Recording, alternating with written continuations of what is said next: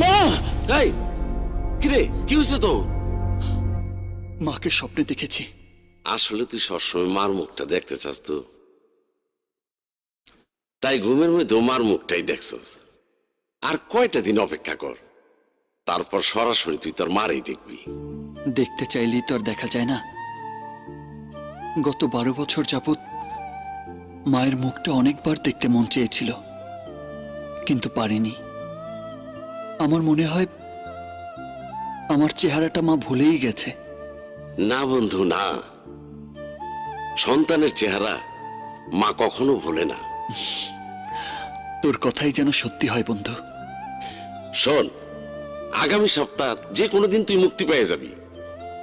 সেই দিন তোর মা, বাবা, ভাই, বোন সবাই তোরে নিতে আসবে, তাই না? হ্যাঁ। বাবা আরজু, আমাকে একটা খবর এনে দিবে? বলো মা, কোথায় যেতে হবে, কার কাছে যেতে হবে? 12 বছর তো শেষ হয়ে গেল, একবার জেলখানা থেকে খবর এনে দিবি মুন্না কবে ছাড়া পাবে? মা, যদি বলো আকাশের চাঁদটা ধরে এনে দে, জীবন দিয়ে হলেও চেষ্টা করব, কিন্তু চাচ্চুর খুনির খবর আমি তোমাকে এনে দিতে পারবো না।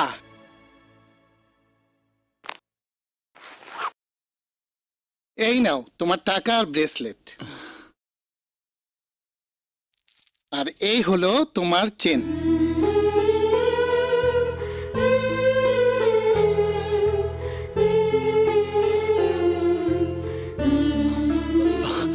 আমি তাহলে আসি স্যার। এসো। আসসালামু আলাইকুম। ওয়ালাইকুম আসসালাম।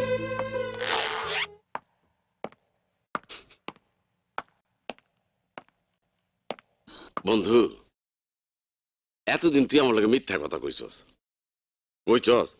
তুই যেদিন জেল থেকে ছাড়া পাবি সেদিন তোর পরিবারের লোকজন তোরে নিতে আইব। কই, তোরে নিতে তো কেউ আইলো না। না মানে, আজ আমি ছাড়া পাবো আমার বাড়ির কেউ তা জানে না। ও,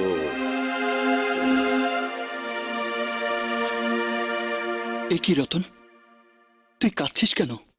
এখান থেকে যাওয়ানোর পর তুই আমারে ভুলে যাবি বন্ধু। কি বলছিস তুই?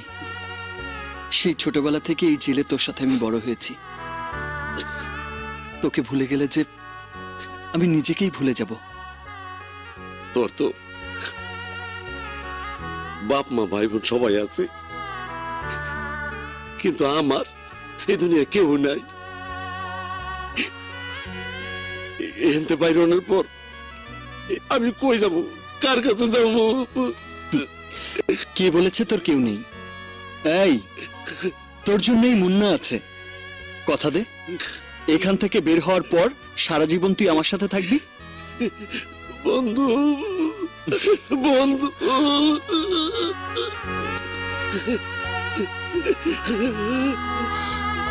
মমতা, মমতা। কি ব্যাপার, বাজারে গেলে সকালে আর ফিরলে বিকেলে, বাড়ির সবাই তোমার জন্য চিন্তায় অস্থির। জামাতে রক্তের দাগ, কি হয়েছে তোমার? বৌমা, রহমানের কোনো খোঁজ পেলে? হ্যাঁ, এ কি রক্ত? তুমি কোনো চিন্তা করো না মা, আল্লাহ রহমতে একটা মারাত্মক দুর্ঘটনা থেকে বেঁচে গেছি।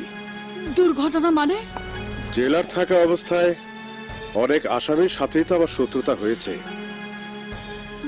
আজ ওদেরই একজন কুন্ডা নিয়ে আমাকে মেরে ফেলতে চেয়েছিল। কি বলিস রহমান? হ্যাঁ মা, একটি ছেলে ওদের হাত থেকে আমার জীবন বাঁচিয়ে নিজেই ছুরিবিদ্ধ হয়েছে। তাই ওকে বাঁচাবার জন্যই এতক্ষণ হাসপাতালে ছিলাম। ছেলেটা বেঁচে আছে তো? বিপদমুক্ত হয়েছে, কিন্তু এখনো জ্ঞান ফেরেনি।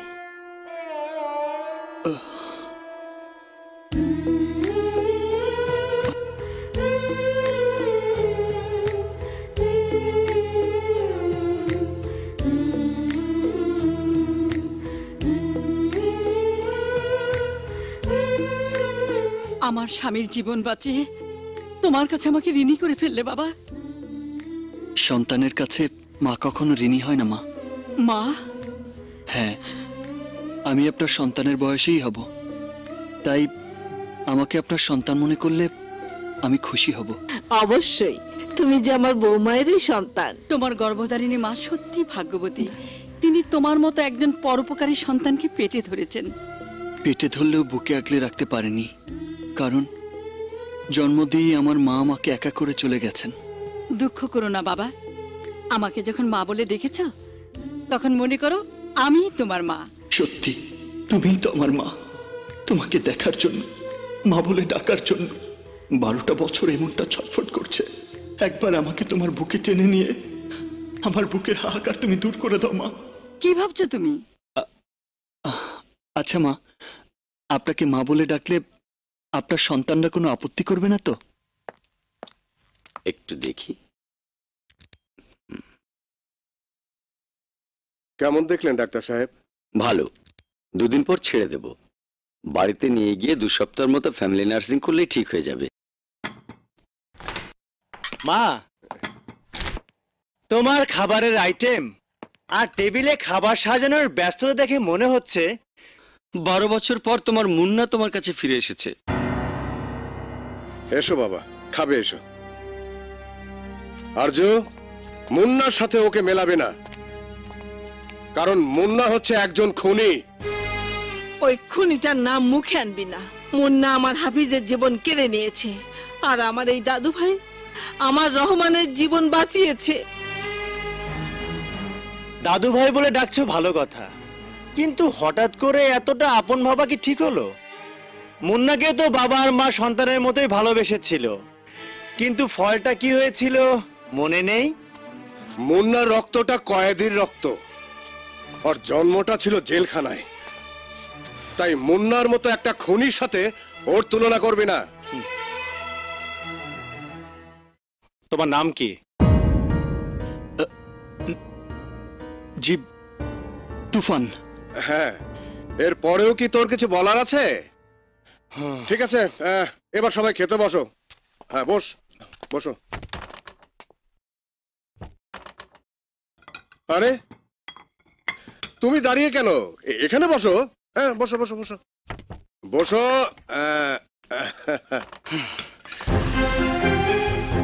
তোর আবার কি হলো?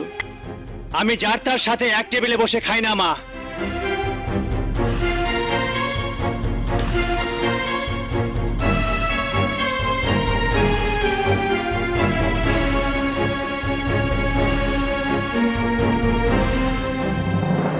এ তুমি কি করছো বাবা? তেমন কিছু করিনি। আমি নিচে বসে খেলেও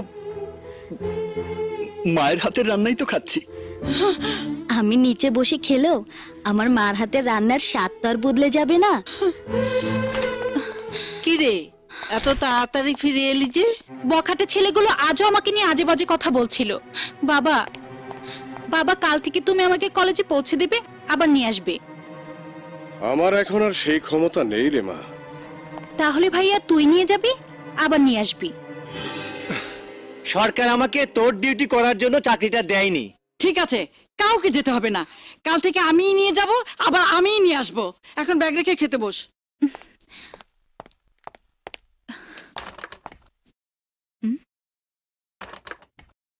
মা, ওকে নিচে বসে কেন?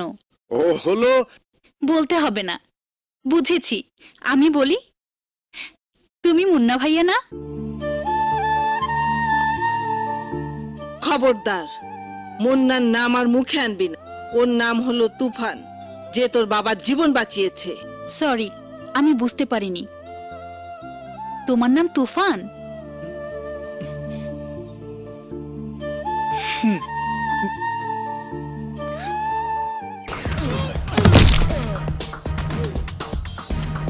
ওসি সাহেব, এই দুইটাকে লকআপে ঢুকিয়ে দিন। তুমি জানো এরা কারা? এদের নির্দিষ্ট কোনো পরিচয় নেই। এরা মানুষরূপী জানোয়ার। লকআপের বাইরে থাকলে এরা সভ্য সমাজের মা বোনদের ইজ্জত নিয়ে কামড়াকামড়ি করে। যেমনি আজ আপনার মায়ের সামনে আপনার বোনের ইজ্জতকে ক্ষতবিক্ষত করতে চেয়েছিল। ভাইয়া, এখন নিশ্চয়ই বলবি না সরকার এই দুইজনকে লকআপে ঢোকাবার জন্য তোকে চাকরিটা দেয়নি? বোনের ইজ্জতের ব্যাপারটা যদি তোর দায়িত্বের ভেতর পড়ে, তাহলে এদের শাস্তি দে ভাইয়া, শাস্তি দে। চোরের বাচ্চা, চোরের বাচ্চা। ওই ইন্সপেক্টর, তুমি কিন্তু আমার ভাইকে চেনো, তোমাকে তাম্মা তাম্মা করে দিবে। কিচ্ছু করার নেই, কিচ্ছু করার নেই, তোরা রং নাম্বারে ডায়াল করেছিস।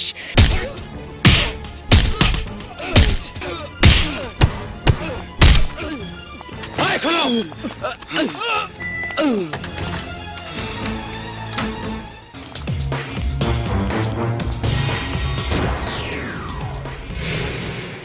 কি মুখটাকে চিনতে খুব কষ্ট হচ্ছে? আমি শিকদার, হাইট 6 ফুট 1 ইঞ্চি, বুকের ছাতাটা 50 ইঞ্চি। আমার এই 50 ইঞ্চি ছাতায় যে আঘাত করে, আমি শিকদার তার বুকে 6 রাউন্ড গুলি চালিয়ে দেই। এই, তুই টেলিফোনে বলেছিলি কি আর করেছিস কি? তুফান যদি অন্য কোনো মেয়ের কেসে আপনার ভাইদেরকে থানায় নিয়ে আসতো, বিশ্বাস করুন আমি একটা আঘাতও করতাম না। তোর কথা শুনে মনে হচ্ছে বাচ্চু আর রাজু তোর বোনকেই। হ্যাঁ, ওই মেয়েটা আমার নিজের বোন ছিল, তাই আমার মা, ছোট বোন আর তুফানকে দেখানোর জন্য হলেও আমাকে মারতে হয়েছে। I am sorry. সরি বুঝলাম, কিন্তু তুই যাকে তুফান তুফান বলছিস, ওর নাম তো তুফান না, ওর নাম মুন্না। মুন্না? কোন মুন্না? তোর চাচার খুনি, তোর চাচাকে খুন করে 12 বছর জেল খেটে বেরিয়ে আসা মুন্না। এই কাহিনী আপনি জানলেন কি করে? ওই মুন্না আমার এই ভাই আর তার ক্যাডারদের সঙ্গে জেল খেটেছিল, তাদের মেরে হাত পা ভেঙে দিয়েছিল। তুই যে কালু মস্তানকে আমার কথা মতো জেলখানায় পাঠিয়েছিলি, মুন্না ওই কালু মস্তানের সঙ্গে হাত মিলিয়ে তোকে খুন করার কন্ট্রাক্ট করে জেলখানা থেকে বের হয়ে এসেছে। এসব কি বলছেন আপনি? এক বিন্দুও মিথ্যে বলিনি। তোর বাবাকে বাঁচানো, তোদের ফ্যামিলিতে ইন করা, সবকিছুই ওই খুনি মুন্নার পাতানো খেলা। যদি পাতানো খেলাই হয়, তাহলে মুন্নার আহত হওয়াটা? টাইমিং এর হেরফের, অবশ্যই টাইমিং এর হেরফেরে আহত হওয়া মুন্নাকে তোদের ফ্যামিলির সিম্পেথি পেতে সাহায্য করেছে। তুই এখন মুন্নার টার্গেট। যদি বাঁচতে চাস, এখনই ওকে বাড়ি থেকে বের করে দে। বাকি যা করার আমি করব। মা, এখন যদি তোমাকে কেউ জিজ্ঞাসা করে তোমার ছেলে মেয়ে কজন, তাহলে বলবে 1 মেয়ে 2 ছেলে, টিনা, আরজু আর তুফান ভাইয়া। মিথ্যে কথা, ওর নাম তুফান নয়, ওর নাম মুন্না। মুন্না? কোন মুন্না? ছোট চাচার খুনি সেই মুন্না।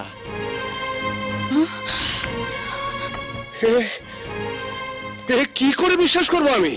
বিশ্বাস তোমাকে করতেই হবে বাবা, সত্যকে কখনো পাথর চাপা দিয়ে ঢেকে রাখা যায় না। ও আমার শত্রু পক্ষের সঙ্গে হাত মিলিয়ে জেল থেকে বেরিয়ে এসেছে আমাকে খুন করার জন্য।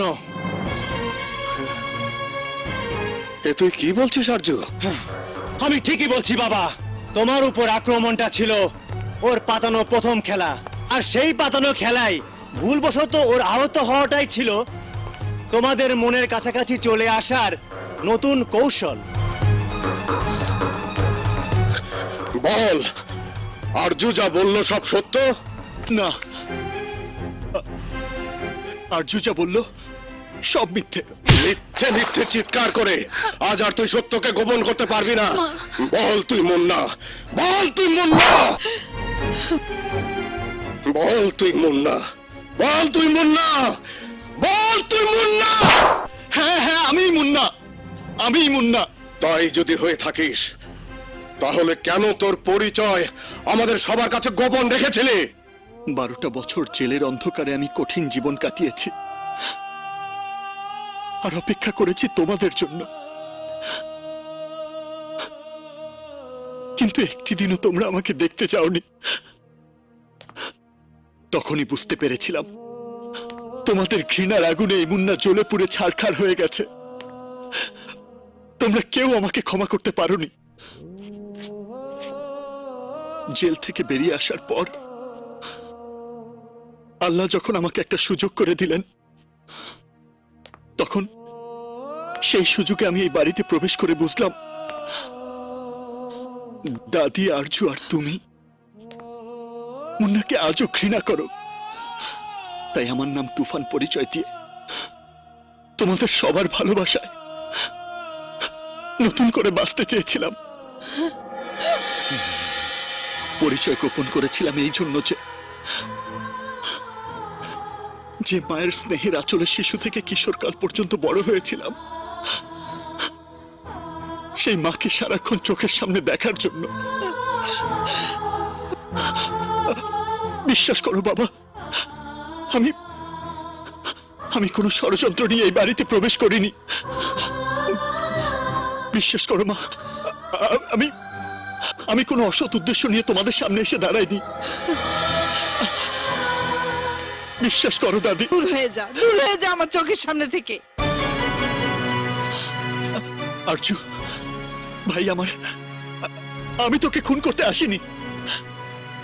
জেল খাটা আমার ওই গর্ভধারিণী মায়ের কসম, আমি তোকে খুন করতে আসিনি ভাই। হ্যাঁ হ্যাঁ, তুই আমাকে খুন করতে এসেছিস। তোকে থানায় নিয়ে গিয়ে আদালতে রিমান্ড চেয়ে আমি প্রমাণ করব তুই আমাকে খুন করার জন্য এই বাড়িতে ঢুকেছিস। না অর্জুন না, একবার যে 12টা বছর জেলখানার অন্ধকারে জীবন ক্ষয় করেছে, তাকে আর কি শাস্তি দিবি তুই? ওকে আমি পেটে ধরিনি সত্যি, কিন্তু আমার বুকের দুধ খাইয়ে ওকে বড় করেছি।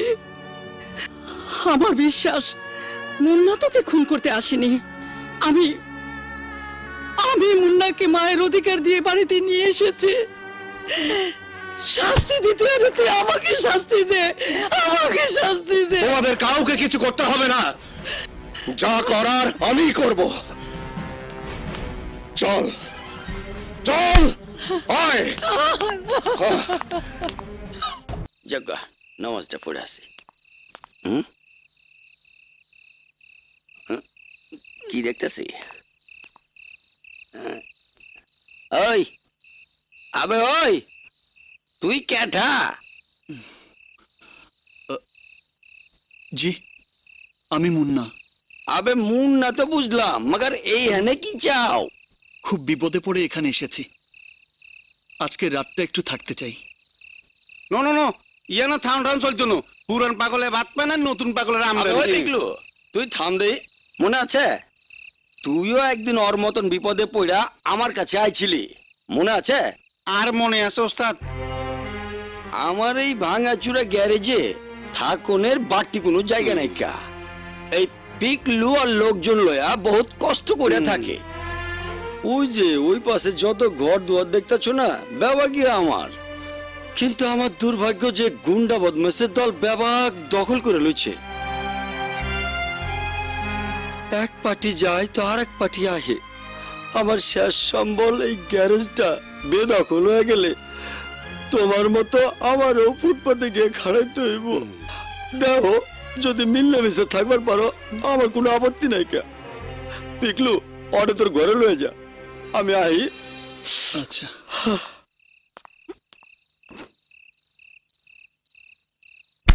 ওস্তাদ যতই কোক, আর ঘরে তোমার জায়গা হইতো না। হবে না মানে? হতেই হবে, যেভাবে হোক। ওই মহল্লা খালি করে সেখানে বিল্ডিং বানানোর ব্যবস্থা কর ফোরেদ। ঠিক আছে ভাইজান। ঠিক আছে বললেই হবে? তুমি তো জানো না ওই মহল্লা এখন কাদের গুন্ডার দখলে। আমি বুঝতে পেরেছি। আমার সমস্যা সমাধান কাদেরকে দিয়েই করতে হবে। উপরের খালি ঘরটায় ভাড়াটি এনে দিতে বলেছিলাম, দাওনি কেন? জব দে। তোমার ভয়ে কেউ ভাড়া নিতে চায় না। আমাকে কিসের ভয়? তোমার হাতে মার খাবার ভয়। আগে যে ভাড়াটিয়া এখানে ছিল, তুমি তাকে মেরে হাসপাতালে পাঠিয়েছো, এই খবরটা সবাই জেনে গেছে। ধোলাই দেব না তো কি করব? রাত হলেই মদ খেয়ে বউকে পেটায়, বউয়ের গয়নাগাটি বিক্রি করে জুয়া খেলে। ওর বউকে ও মারবে, ওর টাকা কেনা মদ ও খাবে, ও জুয়া খেলবে, তাতে আমাদের কি? আমার এই বন্ধু নিবাস প্রকল্পে মাতাল বদমাশের কোনো জায়গা নেই। রতন, 3 দিনের মধ্যে ও যদি ভাড়াটি এনে না দেয় তাহলে ওর চাকরি নট। এই কি কইছে শুনছ? মাত্র 3 দিন সময়। আজকে হারবি। এই কথা কবি না। আমি কিন্তু এসে গেছি। তোরে 3 দিন সময় দিছিল, আবাবিল পঙ্কি তোর ঘরের উপরে ঘুরতেছে, আজ কিন্তু শেষ দিন। ভাড়াটে জোগাড় হয়ে গেছে। মুন্না থাকে নিচের তলায়, আর ওর মাথার উপরে থাকবো বারাইটা। কোন বারাইটা এত বড় সাহস? Commissioner of police. আরে ঘাবড়ানোর কিছু নেই, আমার নতুন ভাড়াটে পুলিশ কমিশনার অফিসে চাকরি করে। আর নেই কথাগুলো আগে কইবেন না, আই তো ডরাই গেছিলাম। এইখানে আরেকটা কথা আছে, ভাড়াটে কিন্তু পুরুষ না, মহিলা। মহিলা দেখতে কি মন? ওদিকে তাকাও, তাহলে বুঝতে পারবে। এই বল দা, সর সর সর সর।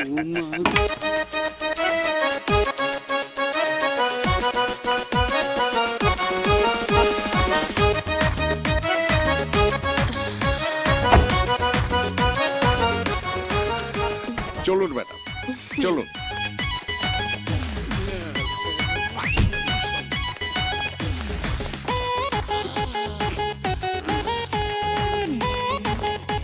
কিরে, ভালো আছো? আসতেছি আসতেছি। তুই কোনায় যাস? রমে ঢুকে গেল। আসুন ম্যাডাম, আসুন। দেখুন কি সুন্দর রোমান্টিক ঘর, একেবারে আপনার মতো।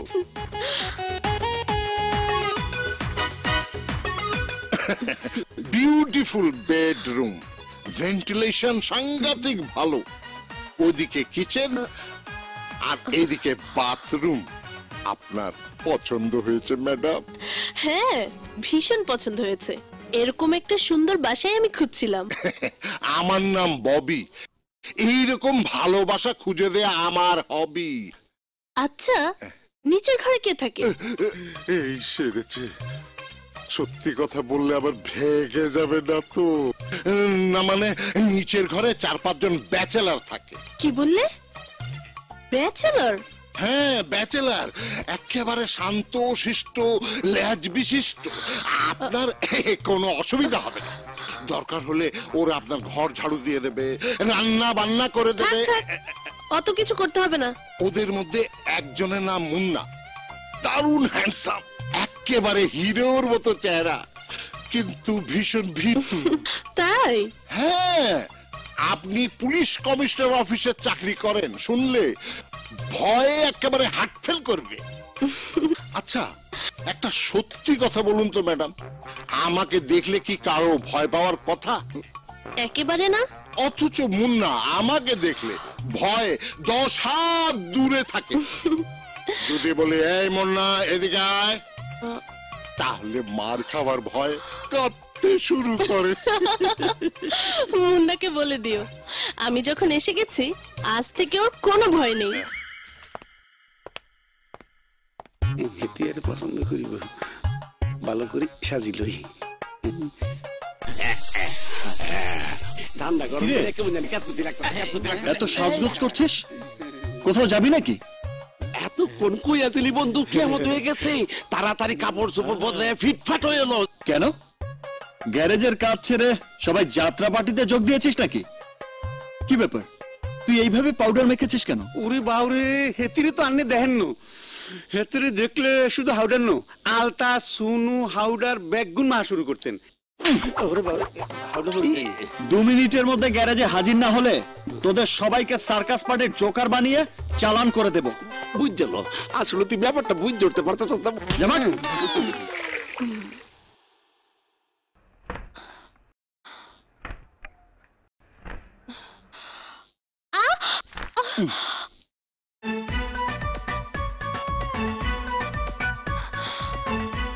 এই, ডোন্ট টাচ, ডোন্ট টাচ। ওটা আমার, হাত ফসকে পড়ে গেছে। হায় রে কপাল, তাকিয়ে দেখছো কি? আমার জিনিসে হাত দেবার সাহস তোমার হলো কি করে? আরে কি করছো? ওটা কি মোচড়ানোর জিনিস হলো? নিচে রাখো। আমার কথা শুনতে পাচ্ছ না? নিচে রাখো। তুমি দাঁড়াও ওখানে, দেখাচ্ছি মজা। আমার জিনিসে হাত। দাঁড়াও। কথা বললে কথা শুনে না, এটা কি তুমি জানো না? গবেট কোথাকার? কে তুমি? এখানে কি জন্য এসেছো? নাম কি তোমার? মুন্না। ও, তুমি তাহলে মুন্না। এতক্ষণে বুঝলাম তুমি একটা ভীতু, সেটা আমি জানি। কিন্তু আমাকে দেখে ভয় পাওয়ার কিছু নেই। এখন থেকে বুকে হিম্মত নিয়ে চলাফেরা করবে, বুঝেছো? আমি কে জানো? অন্তরা, পুলিশ কমিশনারের অফিসে আমি চাকরি করি। আমার পেছনে যদি কেউ লাইন মারার চেষ্টা করে তাহলে লকআপে ঢুকিয়ে দেব, বুঝেছো? জেলের ভাত তো খাওনি কোনোদিন।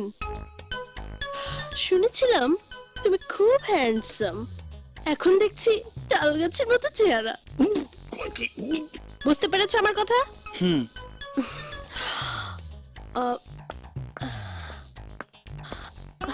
শোনো, তুমি দেখতে তেমন ভালো না হলেও তোমার চোখ দুটো খুব সুন্দর।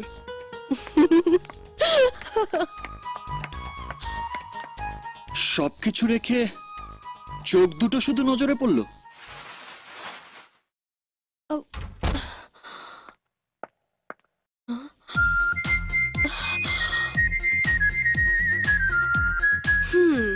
তোমার সাহস তো কম নয়, পারমিশন না নিয়ে আমার ঘরে ঢুকে পড়েছো। যাও এখান থেকে।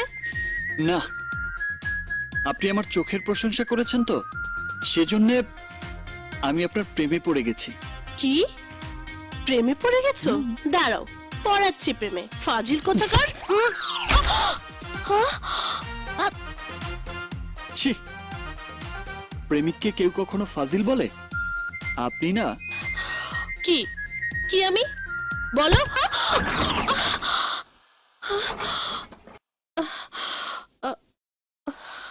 কি ব্যাপার, জেগে জেগে স্বপ্ন দেখছি নাকি?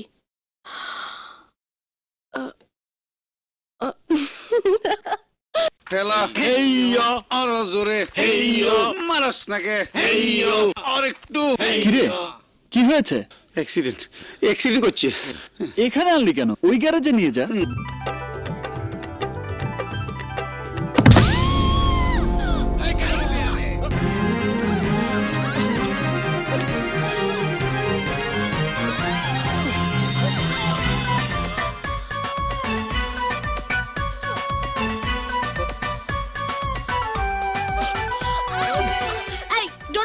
Don't touch. সেদিন আমার কাপড়ে টাচ করেছো, আজ আবার আমাকে? আমি কিন্তু এসব পছন্দ করি না, সরো। সরি ম্যাডাম, ভুল হয়ে গেছে।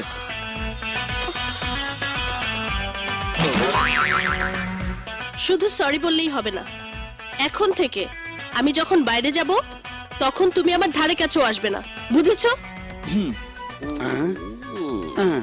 মনে থাকবে না? আবার বলতে হবে? না মানে বলছিলাম যে আপনি কখন বাইরে যাবেন তা আমি বুঝবো কি করে? মানে? এক কাজ করুন, আপনি তো পুলিশ কমিশনার অফিসে চাকরি করেন। পুলিশের গাড়িতে যেভাবে সাইরেন বাজে, আপনিও এরকম একটা সাইরেনের জন্য আজই অফিসে অ্যাপ্লাই করে দিন। স্যাংশন হয়ে গেলে সেটা আপনার বডিতে সেট করে নেবেন। আপনি ঘর থেকে বেরোবার সময় ওটা বাজাতে থাকবেন, দেখবেন আমি তো আমি, আপনার ত্রিসীমানায় যারা থাকবে সব গায়েব হয়ে যাবে। কি ঠিক বলিনি? রাবিশ।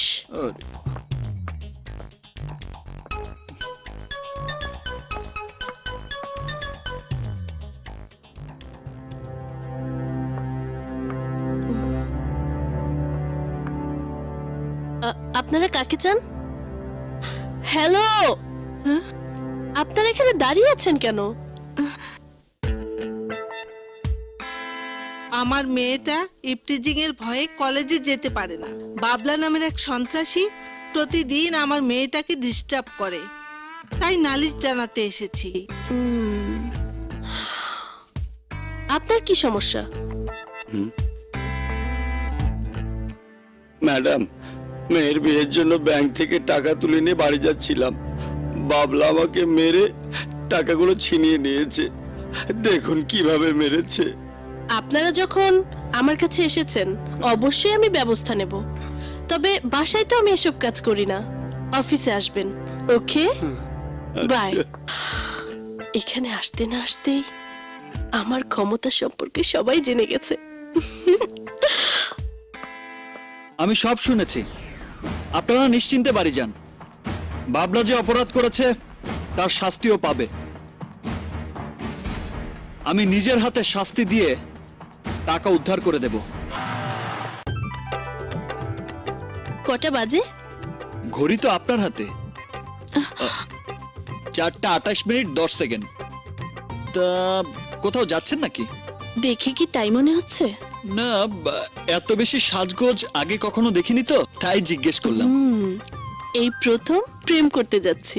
প্রেম করতে যাচ্ছেন? তাও আজ প্রথম দিন? হাসছো কেন? এই, হাসছো কেন? হাসলাম এই ভেবে যে পুলিশ কমিশনার অফিসে চাকরি করেন শুনলে প্রেমিক ভয়ে পালিয়ে যাবে না তো। পালিয়ে যায় না জড়িয়ে ধরে আমাকে নিয়ে চলো, নিজের চোখেই দেখে নিও। আমার সামনে? মানে আমাকে দেখিয়ে দেখিয়ে প্রেম করবেন? प्यार किया तो डरना क्या, जब प्यार किया तो डरना क्या। লোভ, লজ্জা, ভয়, এই তিন থাকলে প্রেম করা যায় না। এবার চলো। কোথায়? চলো বলছি।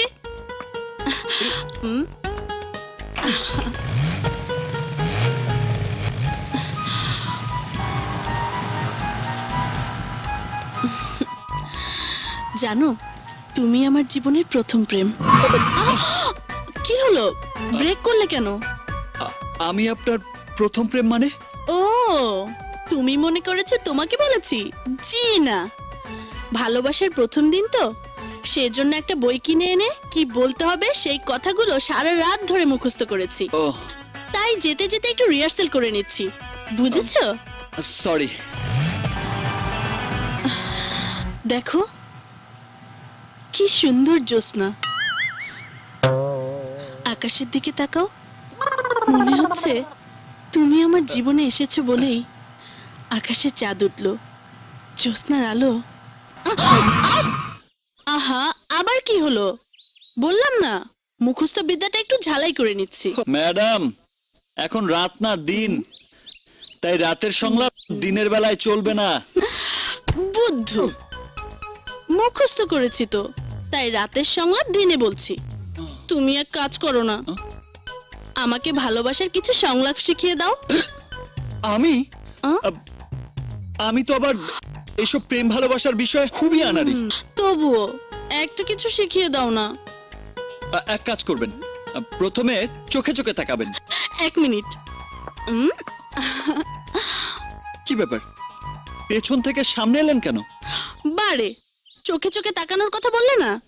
ও হ্যাঁ। তারপর আপনি চোখে চোখে তাকিয়ে জিজ্ঞেস করবেন, কি দেখছো এমন করে? কি দেখছো অমন করে? তোমার চোখে আমাকে। আমিও তোমার চোখে আমাকে দেখছি।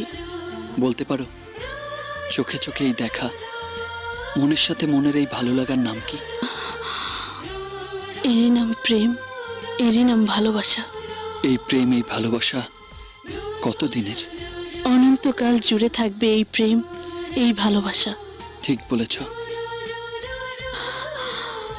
অনন্তকাল জুড়ে তুমি থাকবে আমার বুকে, আর আমি তোমার এই বুকে মাথা রেখে রচনা করব আমার সুখের পৃথিবী, তৈরি করব আমার স্বপ্নের ঠিকানা। বাহ, সুন্দর। আসলেই তুই নতুন নতুন নাটক করার মাস্টার। বল, আমার জীবনের মূল্য তুই কত টাকায় কন্ট্রাক্ট নিয়েছিলি? বল বল। আজ আমি দেখব তুই কত বড় অভিনেতা। হ্যাঁ হ্যাঁ, আমি একজন অভিনেতা। অভিনয় করা আমার নেশা, আমার পেশা। আমার এই অভিনয় জীবন তো সেই ছোটবেলা থেকেই শুরু হয়েছে। তাই তাই বাবাকে বাবা বলে ডাকার মাঝেও আমি অভিনয় করেছি।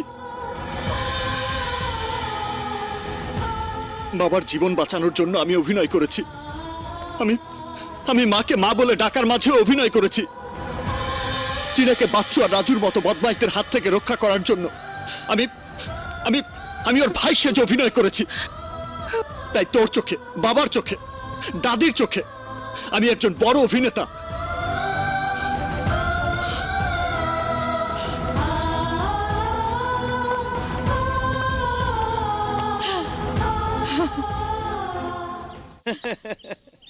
দেখলে বাবা, এখানেও একজন বড় অভিনেতার মতো অভিনয় করে গেল। চুপ কর! তুই যেন কি বলেছিলি মুন্না তোকে মেরে ফেলার জন্য টাকা নিয়েছিল? মুন্না তোকে মেরে ফেলার জন্য টাকা নেয়নি, টাকা নিয়েছিস তুই। তুই টাকার বিনিময়ে বাচ্চু আর রাজুর পক্ষে তদন্ত রিপোর্ট দিয়ে ওদেরকে জামিনে জেল হাজত থেকে বেরিয়ে আসতে সাহায্য করেছিস তুই। তোর বোনকে যারা নষ্ট করতে চেয়েছিল তুই ভাই হয়ে ওই সব বদমাইশদের সঙ্গে হাত মিলিয়েছিস। তোর এত বেশি টাকার লোভ হয়েছে? বল, আজ তোকে কত টাকা দিয়েছে যার জন্য আমার কথা শুনেও আমার কথার জবাব না দিয়ে রং নাম্বার বলে রিসিভার রেখে দিয়েছিস? বল, আমি মিথ্যে বলছি? তুমি নিশ্চয় মনে করছো তোমার ছেলে এত বেশি লোভী হতে পারে না। আমি মিথ্যে বলছি? এক মিনিট।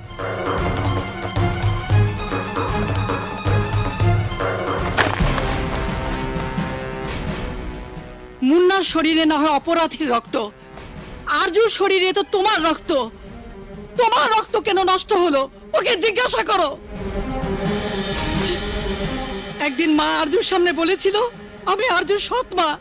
আজ আমি চিৎকার করে বলছি মুন্নাই আমার সন্তান, আমি আরজুর সৎ মা, ও আমার সৎ ছেলে, সৎ ছেলে।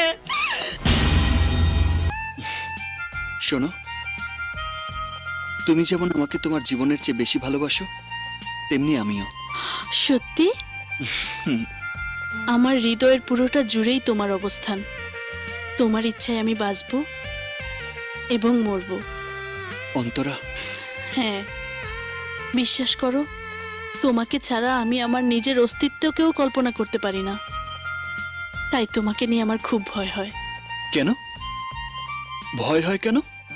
বিন্দু বিন্দু করে যেমন সিন্ধুর সৃষ্টি, তেমনি একটু একটু করে তোমার হৃদয়ের ফুলদানিতে আমি আমার ভালোবাসার ফুল সাজিয়েছি।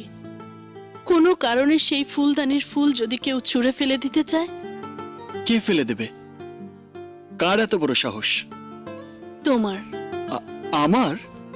হ্যাঁ, তোমার সাহসের কারণে মানুষের উপকার করতে গিয়ে ওই পাশা আর শিকদারের সাথে তোমার শত্রুতার সৃষ্টি হয়েছে। যে কোনো মুহূর্তে ওরা তোমার জীবনও কেড়ে নিতে পারে।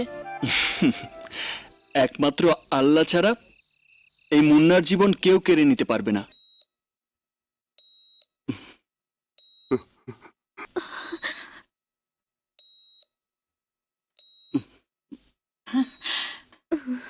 তোমাদের সবাইকে দেখছি, কিন্তু মুন্না কই?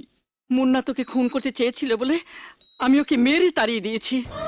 তুমি ভুল করেছো মা, মুন্না আমাকে ছুরি মারেনি, বরং মুন্না না আসলেই বাচ্চু আর রাজুর হাতে আমি খুন হয়ে যেতাম। আমি, বাবা আর দাদি কোনোদিনই মুন্নাকে চিনতে পারিনি, শুধু ঘৃণাই করেছি।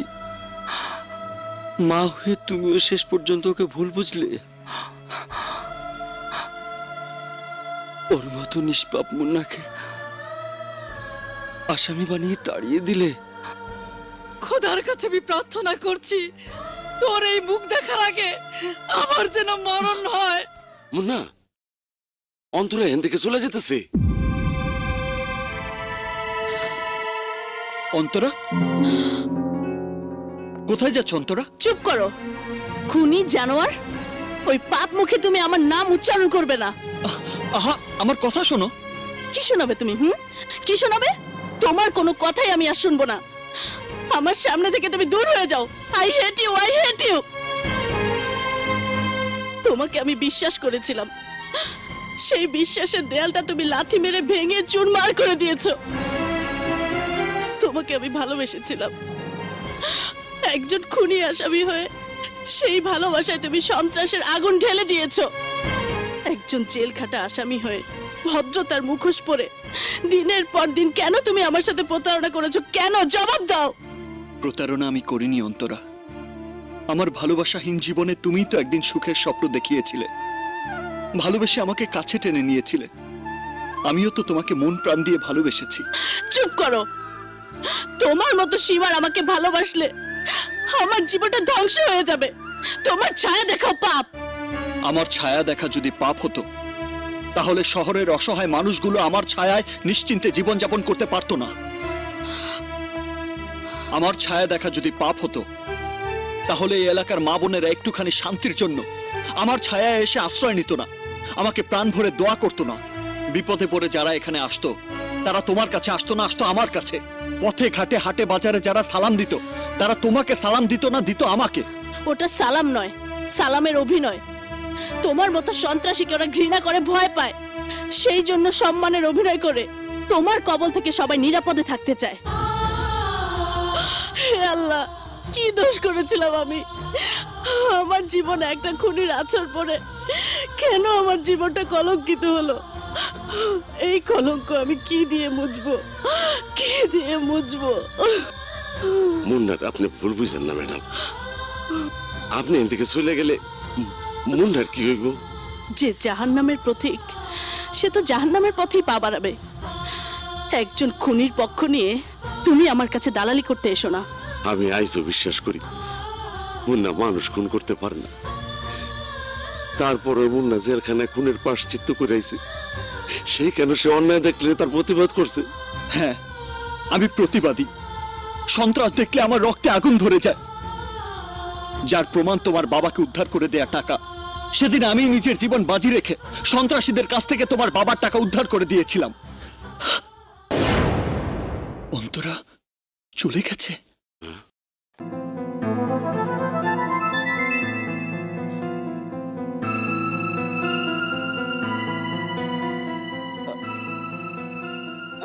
আরে আরে, উঠছেন কেন? আপনার শরীরে এখনো দুর্বল, রক্ত গেছে প্রচুর। মুন্না নিজের রক্ত দিয়ে আপনাকে বাঁচিয়ে তুলেছে। আপনি এখন বিশ্রাম নিন। সিস্টার, ওনার দিকে খেয়াল রেখো। Okay sir.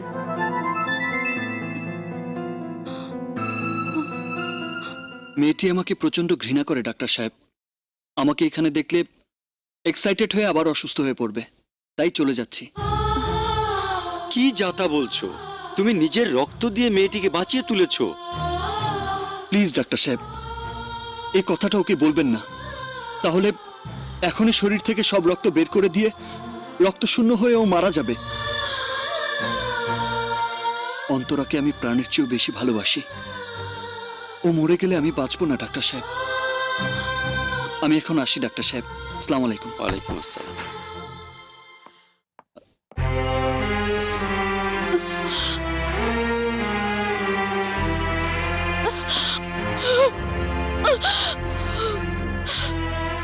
বিশ্বাস করো অন্তরা, রক্তাক্ত অবস্থায় তুমি সেন্সলেস হয়ে পড়েছিলে, তাই তোমাকে এখানে নিয়ে এসেছিলাম। না হলে আমি তো জানি আমি একটা খুনি, জেলখাটা আসামি। আমাকে তুমি ঘৃণা করো। আজই আমি এই শহর ছেড়ে অনেক দূরে চলে যাব অন্তরা। নিশ্চয়ই যাবে, তবে যাবার আগে আমার হৃৎপিণ্ডে যে রক্তের স্রোত বয়ে যাচ্ছে সেই রক্ত ভাগ করে তোমার ভাগটা আলাদা করে নিয়ে যাবে। অন্তরা, হ্যাঁ, কোথায় যাবে তুমি? তোমার রক্তের মতো তুমিও যে আমার আত্মার সঙ্গে মিশে গেছো। বলো, আমাকে ফেলে তুমি কখনো চলে যাবে না? বলো, যাবে না? যাব না অন্তরা, কখনো যাব না।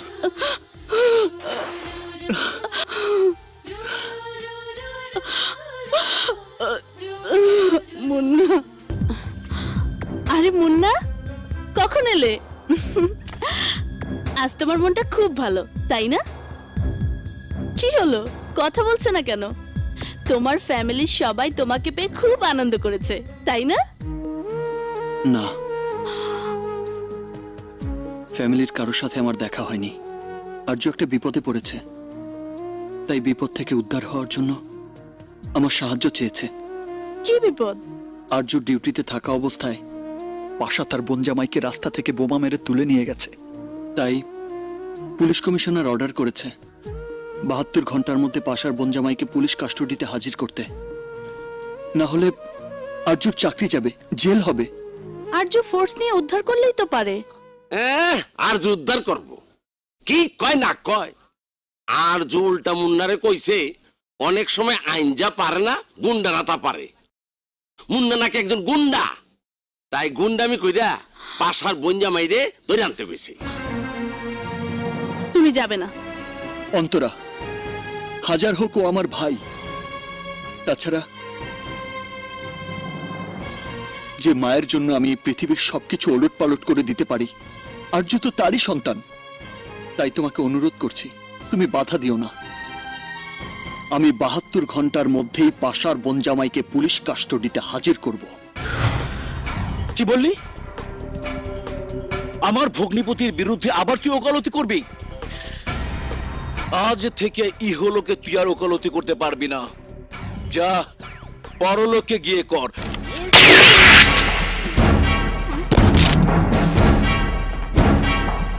এত কথা শোনার সময় আমার নেই। But that's shit. হ্যাঁ ভাই, ওই যে মুন্না।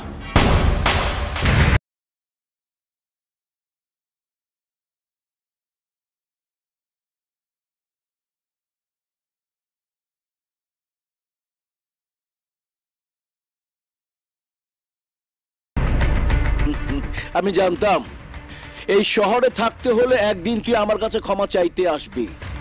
যা, ক্ষমা করে দিলাম। আরো একটা জিনিস তোকে দিতে হবে। মানে? বলছি, তোর ভগ্নিপতি ফরিদকে এখন তুই আমার হাতে তুলে দিবি। ওকে আমি পুলিশ কাস্টডিতে নিয়ে যাব। আমার বাড়িতে ঢুকে আমার ভগ্নিপতিকে তুই পুলিশ কাস্টডিতে নিয়ে যাবি?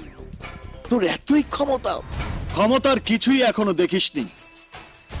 সেদিন রাস্তায় তোর লোকদের যা দেখিয়েছি সেটা আমার ক্ষমতার 1%। আর খুনি ফরিদকে আমার হাতে তুলে না দিলে দেখবি ক্ষমতার 100%। হাই ভোল্টেজ 440 মারবো এখানে, আর লাশ পড়বে 10 মাইল দূরে। এই, আমার ফ্যামিলি ম্যাটার নিয়ে তুই আর একটা শব্দ উচ্চারণ করলে জান নিয়ে তুই ফেরত যেতে পারবি না। এটা তোর ফ্যামিলি ম্যাটার না, আমার ফ্যামিলি ম্যাটার। তোর খুনি ভগ্নিপতিকে আইনের হাতে ধরিয়ে দেবার উপর নির্ভর করছে আমার পুলিশ ভাইয়ের মান, সম্মান, ভবিষ্যৎ। ওকে এখন আমার হাতে তুলে না দিলে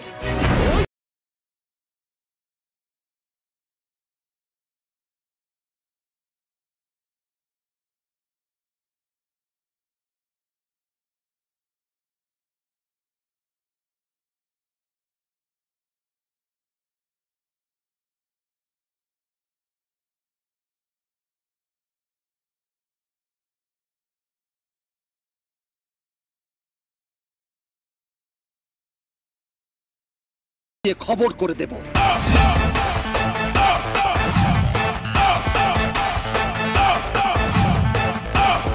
বাসা, এই মুহূর্তে তোমার জন্য একটাই তাজা খবর। আগামী পরশু মুন্নার বোনের বিয়ে। মুন্নার বোনের বিয়ে? তোর বিয়ে? কবে, কখন? আর মাত্র একদিন পর, মানে আগামী পরশু। অন্তরা, শুনেছো? আমার বোনের বিয়ে হবে, সারাই বাঁচবে। শোন ভাইয়া, তুই যদি আমার বিয়ের দিন এসে সব অনুষ্ঠানের দায়িত্ব না নিস, আর অন্তরা আপু যদি আমাকে বধূ সাজিয়ে না দেয়, তাহলে এ বিয়ে আমি করবই না। আমাদের লক্ষ্মী বোনের বিয়েতে আমি আর মুন্না কি না যেতে পারি? তুমি দেখো, সেদিন তোমাকে আমি নিজের হাতে সাজিয়ে দিব। আসসালামু আলাইকুম আঙ্কেল। ওয়ালাইকুম আসসালাম। ওয়ালাইকুম আসসালাম। মেয়েটাকে সাজানো হলো কিনা দেখো, বিয়ের পর্বটা শেষ করতে হবে না? ঠিক আছে, আমি দেখছি। বসো। বসুন প্লিজ। আর দেরি কেন? না না, আর দেরি না, বিয়ের কাজ শুরু করুন কাজী সাহেব। এই ছেলার,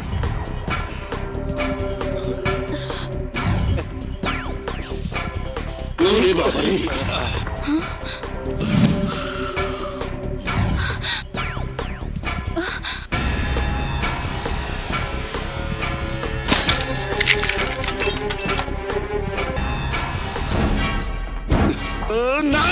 খবরদার, খবরদার, এই শহর তুই হাতে নিবি না। একদিন তুই আমার খুনের বোঝা মাথায় নিয়ে 12 বছর জেল খেটেছিস। মা, আজ আবার আরেকজনের খুনের দায় মাথায় নিয়ে বাকি জীবনটা জেলে থাকতে চাস? মমতা, এসব তুমি কি বলছো? তোমার খুনের বোঝা ও মাথায় তুলে নিয়েছিল মানে? আজ আর তোমাদের কাছে কোনো কিছুই গোপন রাখবো না বাবা। হাফিজ চাচাকে সেদিন মুন্না ভাইয়া খুন করেনি, মা খুন করেছিল। চুপ কর। তুমি খুন করেছিলে? কেন? তাহলে শোনো,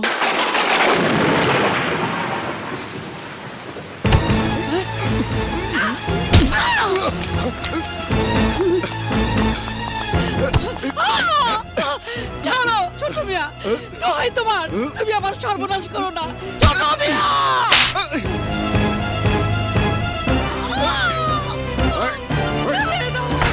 ছাড়ো, ছাড়ো আমাকে। মা, মা, ছাড়ো বলছি, ছাড়ো। মা, না, তুই আমাকে বাঁচা বাবা, তুই শয়তানের হাত থেকে তুই আমাকে রক্ষা কর, রক্ষা কর। ওই! ছাড় আমার মাকে, ছাড়, ছেড়ে দে।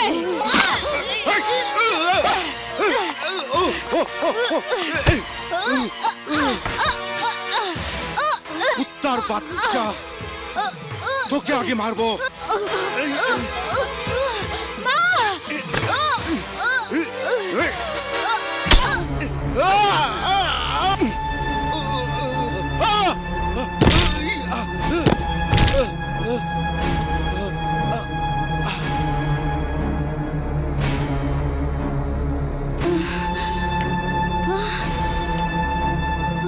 মা, এখন কি হবে?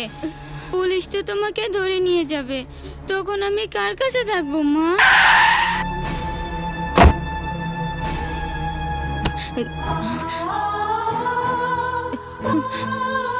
আমার মাথায় হাত রেখে তুমি কসম করো মা, বাবাকে বলবে না তুমি মেরে ফেলেছো। দোহাই তোমার, বলো মা, বলবে না।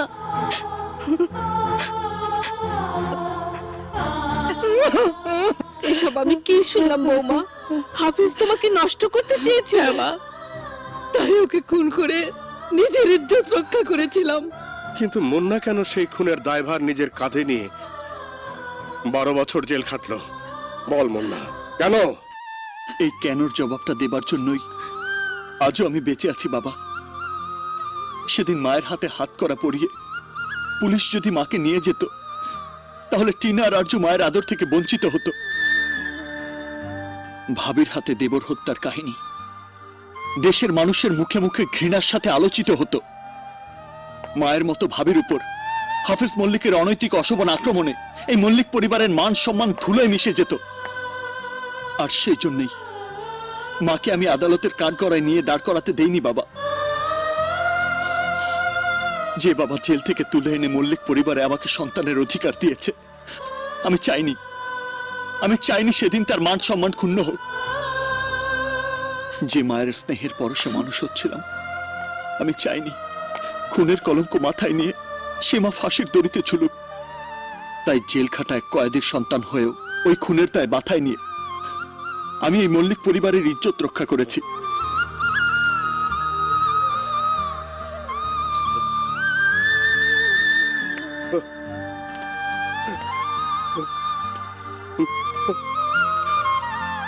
তুই সত্যি করে বলতো, আসলেই তুই কে?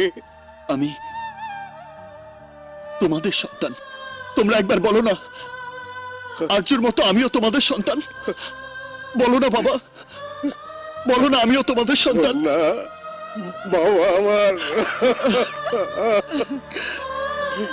আমি তোমাদের সন্তান বাবা।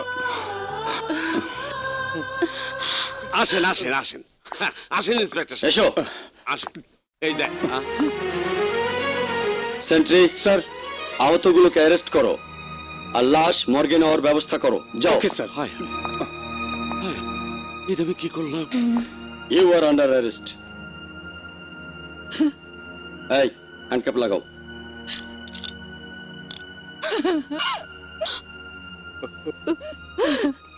তোর ফিরে আসা পর্যন্ত আমি বেঁচে থাকবো কিনা জানি না, তুই আমাকে ক্ষমা করে দিস দাদু ভাই, আমাকে তুই ক্ষমা করে দিস। এসো এসো। মাফ করে দে,